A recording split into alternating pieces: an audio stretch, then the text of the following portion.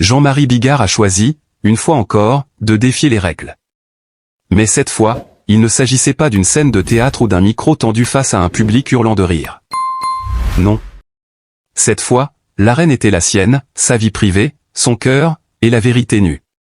Ce matin-là, la France entière s'est figée. Les journaux, les radios, les plateaux télé, tous répétaient la même phrase, avec la même intonation mi-sidérée, mi-incrédule, Jean-Marie Bigard avoue avoir trompé sa femme. C'était brutal, inattendu, presque irréel. Un homme qui avait bâti sa carrière sur la franchise rugueuse, l'humour sans filtre et l'humanité brute venait de pousser la sincérité jusqu'à son paroxysme. Ce n'était pas une rumeur, pas un article volé, pas un bof arraché à un proche. Non. C'est lui, Jean-Marie, qui, dans un souffle ferme mais tremblant, a dit « Oui, j'ai fauté. Oui, j'ai été infidèle. » Il savait que ce serait un cataclysme. Qu'au moment même où les mots franchiraient ses lèvres, les réseaux s'embraseraient, que les visages familiers de ses proches se figeraient dans un mélange de déception et de douleur. Mais il savait aussi qu'il n'avait plus la force ni l'envie de mentir. À 71 ans, on n'a plus le luxe de se cacher derrière les rideaux épais du silence. On doit vivre debout, quitte à affronter la tempête. Et la tempête est venue. Sa femme, celle qui avait partagé ses triomphes comme ses défaites, a pris la parole à son tour. Sa voix, posée mais coupante comme une lame polie par des années de patience, a traversé les écrans. Je confirme. Nous divorçons. Aucune haine criée. Pas de théâtre inutile. Juste la gravité d'une décision mûrie dans les larmes et les nuits blanches. Ce fut un choc, non seulement pour leurs proches, mais pour toute une génération qui voyait en eux un couple solide, forgé dans l'adversité, cimenté par l'humour et la complicité. Les images de leurs apparitions publiques, main dans la main, résonnaient soudain comme des fantômes d'un autre temps. Et pourtant, au cœur du scandale, quelque chose d'inattendu est apparu, un respect immense pour cet homme qui, au lieu de fuir ou de se cacher derrière des excuses, a choisi la confession publique. Parce que Jean-Marie Bigard n'est pas qu'un humoriste, c'est un combattant. Depuis toujours, il a choisi de monter sur scène comme on monte sur un ring, d'encaisser les coups et de rendre les siens. Mais ce jour-là, il n'a pas frappé. Il s'est laissé atteindre. Et il a offert au pays un rare moment de vérité brute, sans phare, sans stratégie. Les jours suivants furent un mélange d'orage et de lumière. Les tabloïds se régalaient, les commentateurs se déchaînaient, mais au milieu de ce tumulte médiatique, on voyait poindre un étrange élan, celui de ceux qui comprenaient qu'il fallait du courage pour se mettre ainsi à nu. Ses amis de toujours parlaient d'un homme entier, incapable de porter un masque plus longtemps. Les anonymes, eux, se souvenaient que derrière les blagues parfois crues, il y avait toujours eu un cœur immense, prêt à tendre la main, à défendre les faibles, à dire ce que d'autres n'osaient même murmurer. Et puis, il y avait cette image qui revenait sans cesse, celle de Jean-Marie, seul, le regard fixe, comme s'il parlait à tous et à personne à la fois. Pas de maquillage, pas de décor, juste un visage marqué par le temps, les combats, les excès et les rires. Un visage qui disait « J'ai vécu. J'ai aimé. J'ai blessé. Mais je suis là. » À 71 ans, cet aveu n'est pas seulement l'histoire d'une infidélité. C'est le dernier acte d'un artiste qui a toujours refusé les demi-mesures. Il aurait pu se taire, protéger son image, préserver l'illusion. Mais il a préféré brûler ce qui restait de mensonges pour ne garder que la vérité, aussi douloureuse soit-elle. Et dans cette démarche, il y a une noblesse que peu auront la lucidité de voir. Car Jean-Marie Bigard, c'est l'homme qui a appris à un pays entier qu'on pouvait rire de tout, mais qu'il y avait des instants où il fallait se tenir droit et parler avec le cœur. C'est l'homme qui a défié les censeurs, affronté les polémiques, supporté les insultes, et qui, aujourd'hui, accepte d'endosser la colère et le jugement d'autrui sans baisser les yeux. Oui, il a chuté. Mais il s'est relevé. Et dans ce relèvement, dans cette posture fière malgré les vents contraires, il prouve que la grandeur ne réside pas dans l'absence de fautes, mais dans la capacité à les reconnaître. On le verra encore, sans doute, sur scène, le micro à la main, lançant ses punchlines comme des coups de poing, mais désormais, chaque rire aura un goût différent. Celui d'un homme qui, à l'automne de sa vie, a accepté de se montrer dans toute sa complexité fort et fragile, triomphant et brisé, coupable et digne. Mais pour comprendre l'ampleur de ce moment, il faut revenir en arrière. Jean-Marie Bigard, c'est d'abord l'histoire d'un gamin de province qui a tout arraché à la vie par la force du travail, par un humour détonnant, par une liberté de ton qui, dès le début, lui a valu autant d'adorateurs que d'ennemis. On l'a vu grimper sur toutes les scènes possibles, enchaîner les salles pleines, dompter les foules avec ses histoires drôles qui, derrière la vulgarité apparente, cachaient souvent une lucidité acérée sur le monde et ses travers. Pendant des décennies, il a joué avec les frontières, flirté avec les interdits, parfois franchir les lignes rouges sans demander pardon. Et c'est peut-être là que réside la clé de tout, Jean-Marie Bigard n'a jamais supporté le faux-semblant. Ni sur scène, ni dans la vie. Il a toujours voulu que les choses soient dites. Crûment, certes. Mais dites. Alors, quand il s'est retrouvé face à sa propre faute, il savait qu'il ne pourrait pas se réfugier dans le silence ou la dénégation. Lui, l'homme qui avait toujours revendiqué de dire tout haut ce que tout le monde pense tout bas, comment aurait-il pu se cacher? Ce serait trahir ce qu'il est, trahir ses valeurs. Le soir même de son aveu, il est rentré chez lui, seul. Dans le silence épais de la maison désormais vidée de sa chaleur habituelle, il a marché lentement dans le couloir, caressant distraitement les cadres accrochés au mur, souvenirs de scènes, photos de famille, éclats de bonheur figés dans le temps. Chacun de ces clichés était un rappel cruel de ce qu'il avait mis en péril.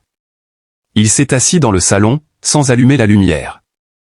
Juste lui, la pénombre et un verre de whisky qu'il ne touchait presque pas. Il pensait à elle, à leur histoire, aux rires partagés, aux disputes vite effacées par une étreinte. Et il se disait que malgré tout, malgré la douleur de la séparation, il n'avait pas le droit de mentir pour sauver les apparences. Les jours suivants, il a vu défiler les réactions. Des messages d'insultes, des commentaires amers, mais aussi, et peut-être surtout, des mots de respect. Des hommes et des femmes qui lui écrivaient. Vous nous rappelez que nous sommes humains, et que l'honnêteté, même douloureuse, est une forme de courage. Il y avait dans ces témoignages un écho étrange, la reconnaissance de la part la plus fragile de l'être humain, celle qui se trompe, qui chute, mais qui ose se relever et affronter le regard des autres. Jean-Marie, lui, encaissait tout. Les bonnes paroles comme les coups bas. Il se tenait droit, comme sur scène, face à un public difficile, attendant que la tension retombe. Et au fond, il savait que cette épreuve, si violente soit-elle, n'effacerait pas tout ce qu'il avait accompli. Les années passées à faire rire des millions de personnes, à secouer les consciences, à provoquer des débats enflammés, resteraient. La grandeur d'un homme ne se mesure pas seulement à ses victoires, mais aussi à la façon dont il porte ses défaites. Et dans ce naufrage intime, Jean-Marie Bigard se révélait encore une fois fidèle à lui-même, entier, frontal, incapable de travestir la réalité. Il se disait souvent, presque comme un mantra. Mieux vaut une vérité qui fait mal qu'un mensonge qui rassure. Et si cette vérité lui coûtait son mariage, son image, voire une part de l'affection du public, il l'acceptait. Parce que c'était le prix à payer pour rester en accord avec sa conscience. Les années à venir seront peut-être plus calmes, ou peut-être pas. On ne dompte pas si facilement un tempérament comme le sien. Mais une chose est sûre, cet aveu, loin de le réduire, l'a inscrit dans une autre dimension. Il n'est plus seulement l'humoriste aux blagues cultes, il est devenu un symbole de franchise jusqu'au boutiste, un homme qui, même à l'automne de sa vie, préfère la lumière crue à l'ombre confortable. Et un jour, quand la poussière de cette tempête se sera déposée, il restera cette image, celle d'un homme debout, regard franc, assumant tout, le meilleur comme le pire. Parce que c'est ça, être grand, ne jamais renoncer à la vérité, même quand elle brûle. À 71 ans, Jean-Marie Bigard se tenait seul dans le silence d'une maison devenue trop grande pour lui. Les murs semblaient renvoyer un écho douloureux de rires anciens, de repas animés, de soirées complices, des souvenirs qui, désormais, lui brûlaient le cœur plus qu'ils ne le réchauffaient. Depuis quelques jours, tout avait basculé. Après des mois de mensonges maladroits et de silence pesant, il avait enfin confessé ce qu'il redoutait d'avouer, oui, il avait été infidèle. Et ce mot, froid et sec, avait suffi à briser quelque chose d'irréparable. Sa femme, d'abord muette, avait fini par confirmer ce que beaucoup pressentaient déjà, le divorce était inévitable. Ce mot, lui aussi, avait une lourdeur insoutenable. Divorce. Comme un couperet tombé après 40 années de vie commune. C'était la fin d'un chapitre qui semblait devoir durer toujours. La tristesse n'était pas seulement sentimentale, elle s'insinuait dans son corps. Les nuits blanches se succédaient, et chaque matin, il se réveillait avec cette sensation que la fatigue n'était plus physique mais viscérale.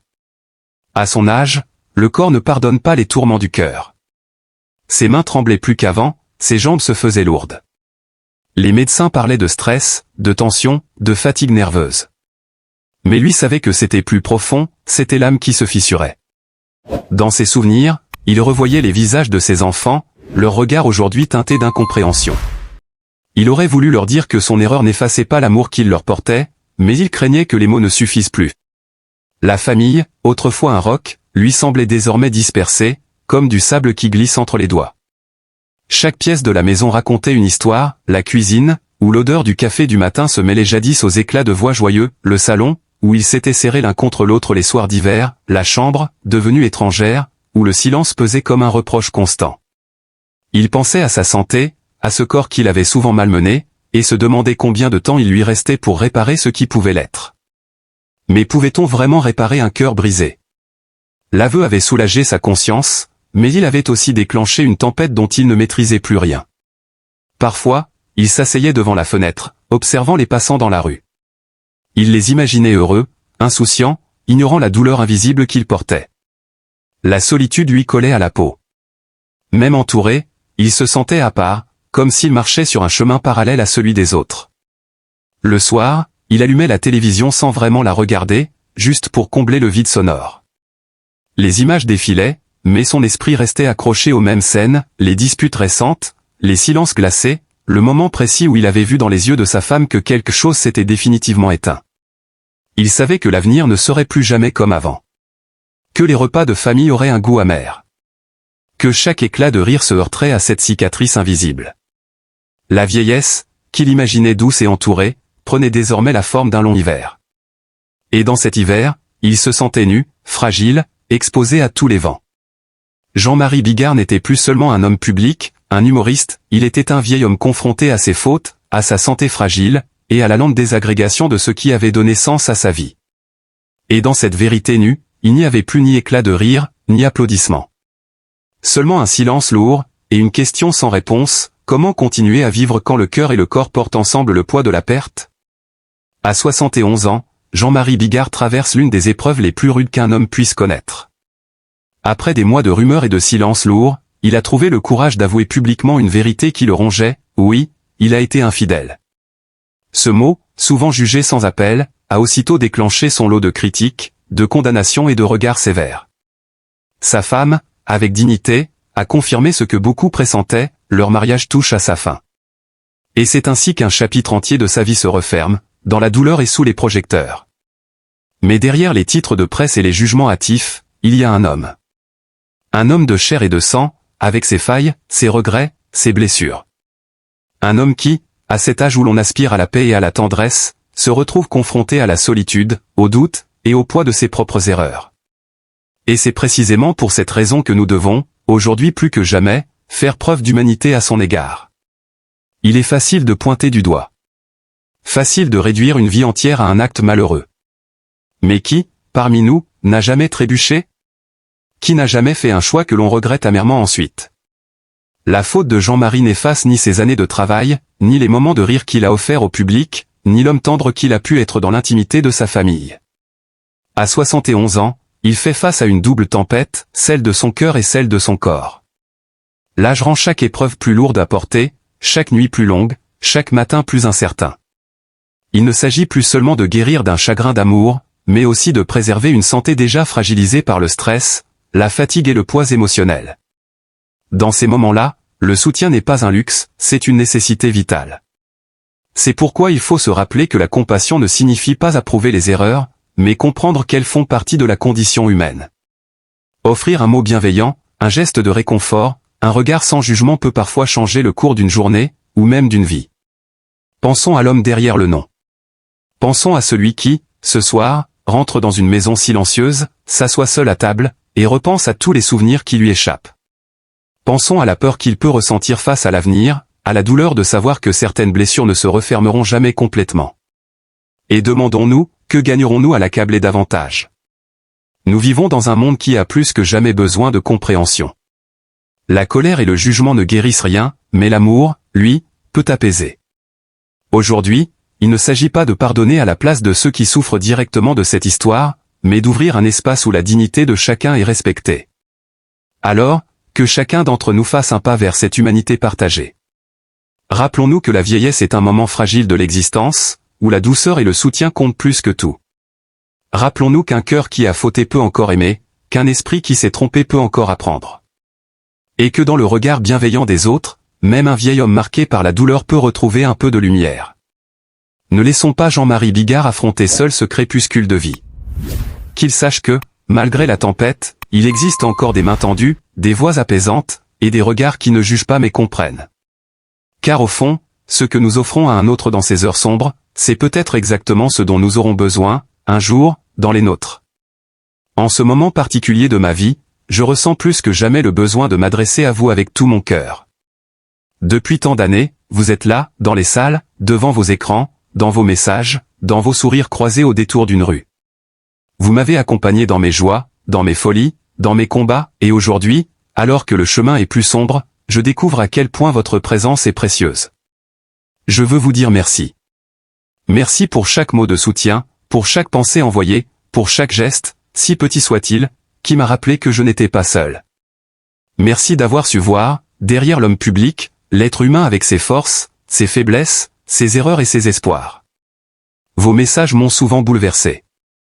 Dans les journées les plus lourdes, ils ont été comme une lumière au bout du tunnel.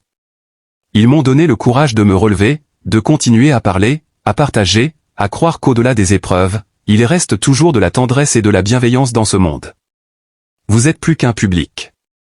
Vous êtes une famille élargie, un cercle de visages parfois inconnus mais dont la chaleur traverse les distances.